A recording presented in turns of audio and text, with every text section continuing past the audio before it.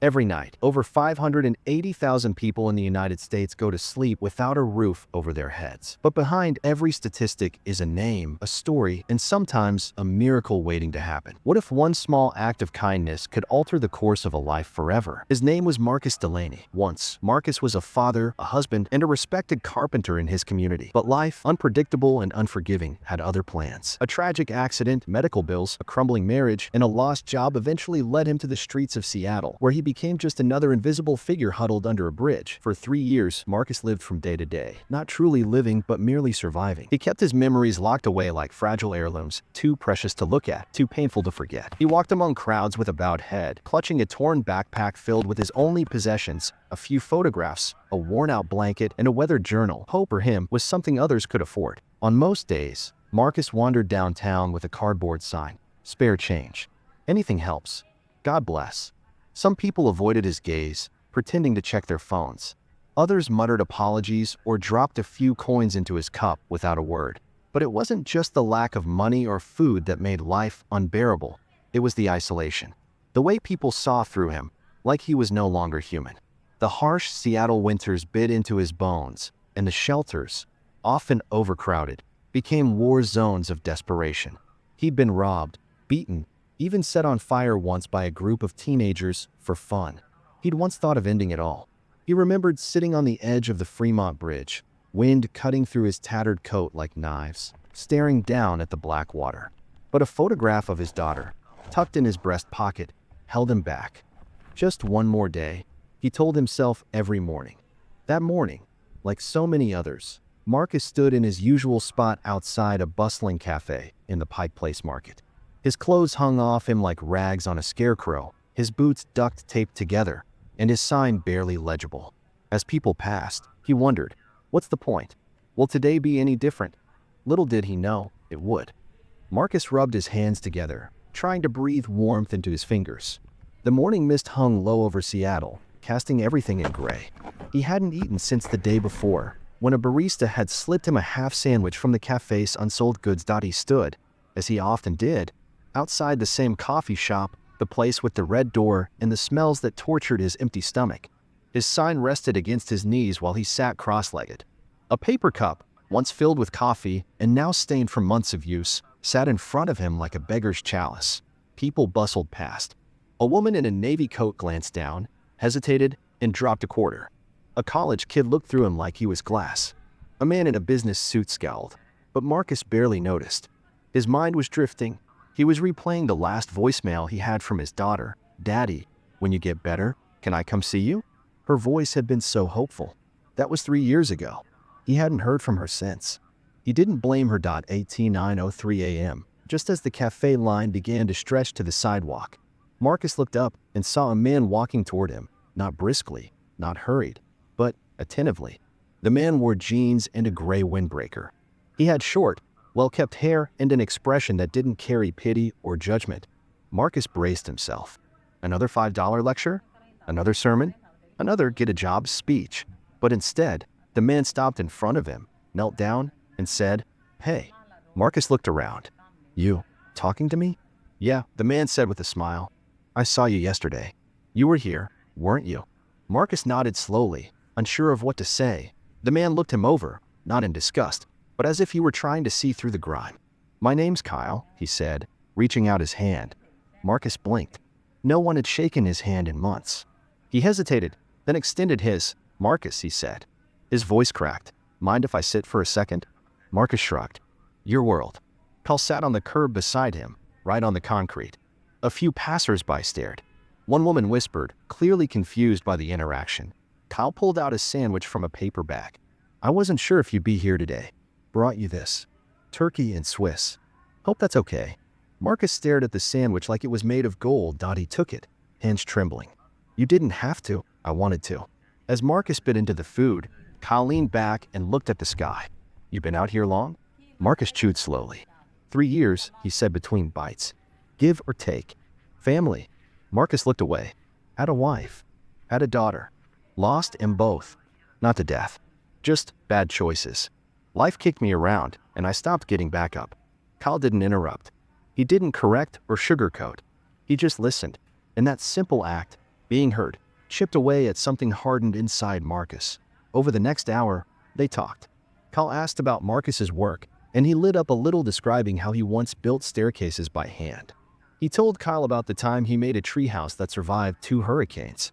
They laughed, actually laughed, when Marcus recounted a squirrel that had stolen his wallet from the treehouse roof. Eventually, Kyle stood up. "Listen," he said, "I'm part of a nonprofit. We're trying something new, something more personal. Not just food drives or shelters, but actual mentorship, job programs, transitional housing. I can't promise miracles, Marcus, but if you're ready, I can help." Marcus's jaw tightened. "Why me?" Kyle smiled gently. "Because when I shook your hand, I felt a craftsman, not a beggar. I saw someone who just needed a hand to stand again." Silence stretched between them. Then Marcus said, barely above a whisper, "Okay, I'm ready." Kyle returned the next morning, just as he had promised. This time, he brought coffee, one for himself and one for Marcus, and a small folder tucked under his arm. The warmth of the cup in Marcus's hands was almost spiritual, like the first step back into a world he'd been exiled from. They sat together again on the same curb, and Kyle opened the folder. "I wasn't kidding about the program," he said, sliding a few documents toward Marcus. "It's called New Start, funded by a group of business owners, social workers, and volunteers. We don't just offer shelter, we help rebuild lives from the ground up." Marcus read over the packet: a temporary bed in a transitional housing unit, mental health support, and an optional job training program focused on skilled labor, woodwork, plumbing, even cabinetry. It felt surreal. "There's one thing," Kyle said, tapping the paper. "You have to commit, not just show up for meals and disappear. If you start, you have to finish. This isn't about charity, it's a partnership." Marcus met his eyes. "I can do that." Kyle grinned. "I know." That afternoon, Marcus left behind the corner he'd called his own for 3 years. Kyle drove him to the facility, a clean, 2-story building tucked beside a community garden. The other residents welcomed him not with wary stares, but nods of solidarity. Many of them had stories not unlike his. The first night was the hardest. In a real bed for the first time in years, Marcus couldn't sleep. The quiet was too loud. The mattress too soft. His mind spun with doubt. What if I fail? What if I don't belong here? But the next morning, he rose with the sun. The weeks that followed were a test of grit and grace. Marcus attended counseling sessions, each one peeling back layers of trauma he had buried beneath sarcasm and silence. He was skeptical at first, ashamed of breaking down in front of strangers. But one counselor, a former addict named Joe, said something that stuck. "You don't heal by pretending you were never wounded. You heal by showing your scars." Marcus threw himself into the woodshop training program. The first time he picked up a chisel again, it felt like reuniting with a long-lost friend. His hands remembered what his heart had forgotten: the rhythm, the care, the beauty of creation. Kyle checked in weekly. He never micromanaged, never pressured. Just asked questions, listened, encouraged. And then, 3 months in, something incredible happened. One of the nonprofit's partner companies, a custom furniture firm, was seeking apprentices. Kyle submitted Marcus's work without telling him. A few photos, a short bio. They offered Marcus a trial position. When Kyle told him, Marcus stared at him in disbelief. "I'm a 48-year-old homeless man," he whispered. "Why would they pick me?" Kyle's answer was simple: because talent has no expiration date. And neither does redemption. Marcus walked into the shop on his first day with nerves jangling in his chest, but the smell of sawdust grounded him. The tools, the wood, the unfinished designs, they didn't care about his past. Only his hands and his heart. He excelled. 6 months after that first conversation outside the cafe, Marcus stood on a small stage at a community fundraiser for New Start. He wore a button-down shirt and clean jeans. His beard was trimmed, his eyes clear. He spoke into the mic, voice steady. "I asked for change on a sidewalk, and someone gave me the kind of change I didn't know I needed. Not coins, but belief." The applause that followed Marcus's speech echoed through the community center like a wave of affirmation, not just for him, but for every person in the room who had once felt discarded, forgotten, or broken. In the front row, Kyle stood with his arms crossed, pride beaming across his face. He hadn't saved Marcus. Marcus had saved himself. But Kyle had lit the match. After the event, several people approached Marcus, some with tears in their eyes, others just needing to shake his hand. A woman said her brother was on the streets and asked how to get him into New Start. A teenager said Marcus's story reminded him of his own father, and that maybe, just maybe, there was still a chance for reconciliation. By then, Marcus had been clean for over 7 months. He held a steady job at the furniture company, and his handcrafted pieces were beginning to attract the attention of boutique collectors around the city. But perhaps most meaningful of all, he had recently reconnected with his daughter, Amira. They had met in a small park, both nervous, both unsure of what the years had done to their bond. Marcus had feared judgment, but Amira brought an old photograph of the two of them, the one he had carried with him through every storm.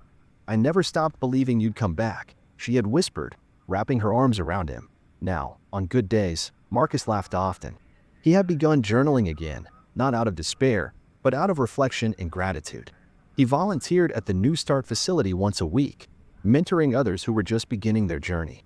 He never shied away from telling his story, but he also never glorified it. He spoke of pain honestly, of choices with ownership, and of recovery with humility. And what of Kyle? Kyle continued his work, but something about Marcus had changed him, too. The encounter had reminded him why he left his corporate job in the first place. Impact was never about numbers. It was about names, about showing up, listening. The leaving point one day, Kyle and Marcus met again at the cafe where it all began. They laughed at the coincidence, though they both knew it was anything but. This time, Marcus wasn't sitting on the curb. He was walking with purpose, dressed sharp, confident. They sipped coffee under a tree, watching the morning crowd flow by. "I used to hate this place," Marcus said. "I thought it was where people came to ignore me." Kyle smiled. "And now?" Marcus looked out at the city he once cursed, now filled with possibility. "Now? It's where my life restarted." Behind every homeless sign is a story waiting to be heard. Marcus's life didn't change because of a government program or a miracle. It changed because one person decided to stop and see him. That if this story moved you, take a moment to reflect. Who in your world might be feeling invisible today? Backhand index pointing right, leave a comment. What would you have done in Kyle's place? Backhand index pointing right, share this video to spread awareness and empathy. Backhand index pointing right, watch more stories about transformation, compassion, and the unexpected power of human connection.